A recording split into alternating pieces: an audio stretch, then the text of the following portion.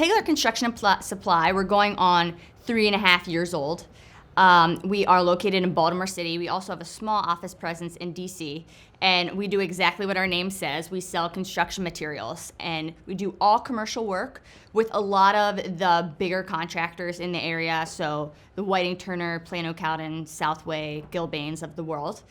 We've been a part of some really cool projects. One that most people in Baltimore know right now that we just started on is Port Covington.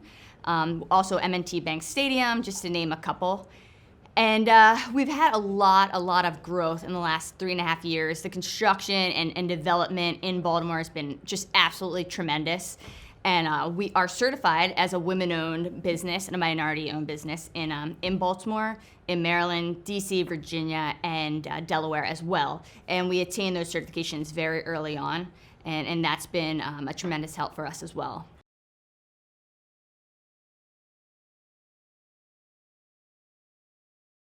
Sure, yeah, we're supplying, we're furnishing products only, and we're doing a lot of the water and sewer product. So we're working with some of the infrastructure and site utility guys on that job. And it's pretty cool for me because I remember 4 years ago when that master plan was revealed, and I was still working at another company, and I had my eyes on it, and I was just like, wow, one day I have got to be involved in that project that could change Baltimore.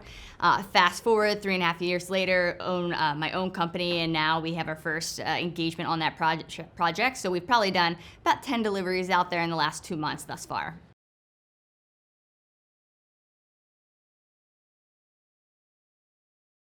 You know, I knew I had a vision, and I knew exactly what we wanted to do. I knew we wanted to obviously sell construction materials. I have a background in that. I knew what kind of projects we wanted to target, but I did not have this. I would love to say I had this clearly structured plan, but I didn't. I was really just rolling. I don't want to say rolling with the punches, but somewhat, and just grinding and driving. So on September 2016, started the company, and it was just head down. I leveraged a lot of existing relationships that I had to get up and going between that gap where we were just getting started and starting to get a foothold in the market. And from there, it really took off. But what a testament to our growth is just fantastic partners. So instead of doing 100 projects with 100 different partners, we're doing 100 projects with very limited amount of partners, and those strategic alliances have just really created growth for us throughout the market.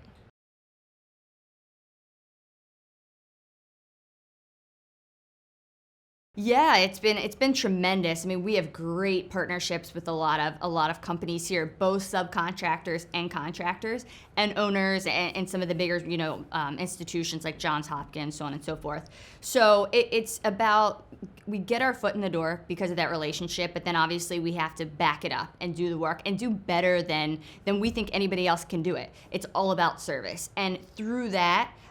Those initial relationships and just doing what you're going to say you're going to do, that's how we've built upon it. And then from there, I mean, we do marketing, but a lot of it, I would say 95% of our business has been word of mouth or referral, which is how we want to keep it. But really, we're all working towards the same thing in Baltimore, which was amazing. So these partnerships, when you have one goal, it makes it pretty easy to strengthen those partnerships and work together on the same thing.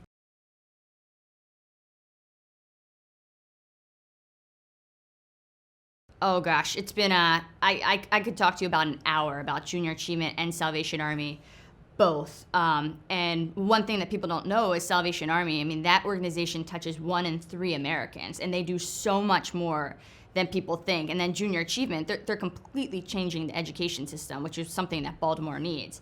But I think for me, what I've been able to do as an owner of a business, I've been able to leverage that platform to be able to give back and do these things. So, when you start these companies, a lot of people, the first thing they think of, okay, I'm starting it to make money, or I'm starting it to get my freedom.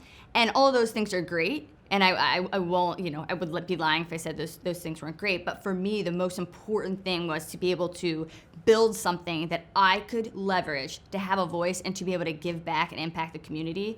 And I think we've been able to do that. I think I've been able to do that, but I think I'm just getting started. I really care so much about Baltimore and want to get engaged and help as much as I possibly can.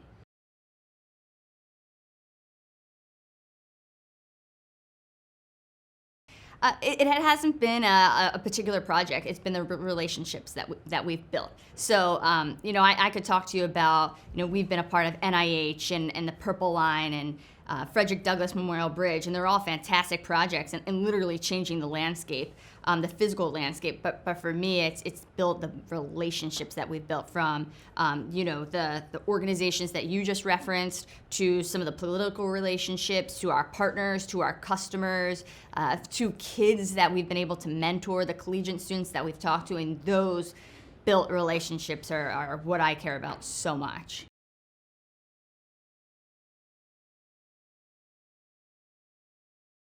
I travel a lot, and every time I meet somebody that's been to Baltimore, they're like, yeah, Baltimore's an awesome place. It's the people that haven't been there that are relying on The Wire and all those other things to tell them what Baltimore is. And that's just incorrect representation. We have one of the best cities, and I am biased, but I think, if you can look at everything that we have, the deep sea port, some of the rail that we have, we're right near the financial capital of the world, the capital of the U.S., the population density that's here, all of these things. I mean, we have the opportunity to be incredible. We need a change in our leadership. It starts from the top down, and that's where we need to start to change the story, to rewrite the story.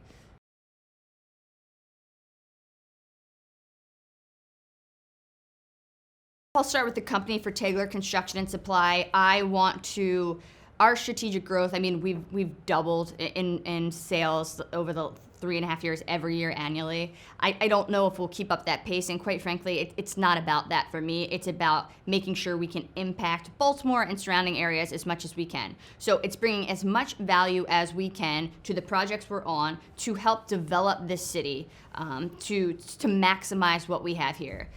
As for the city, I mean, you have the 3 touch points that I think everybody's really concerned about. It's the crime, the education, the property taxes. And so those 3 things, I think, are what we need to hone in for. Again, we as a city need to take accountability, need to get involved, need to vote the right people into leadership, and because it's going to start from the top down. And then we have to come in and support our leadership to change everything that's going on in Baltimore. And we have it, and we have the right people, the leaders that that are running, but we have to get behind them and be accountable and help the change.